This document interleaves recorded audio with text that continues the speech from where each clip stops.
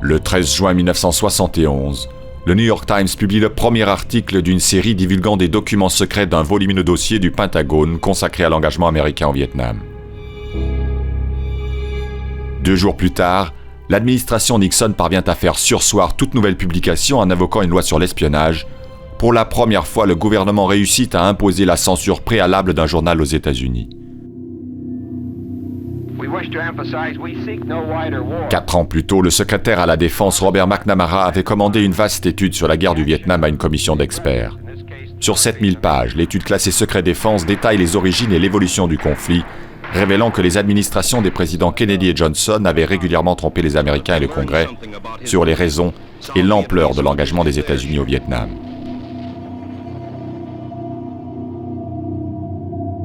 Daniel Ellsberg, un ancien combattant et consultant pour le Pentagone qui avait participé à l'élaboration de l'étude, indigné par le silence officiel, copie secrètement le dossier et tente de convaincre les sénateurs opposés à la guerre de le rendre public.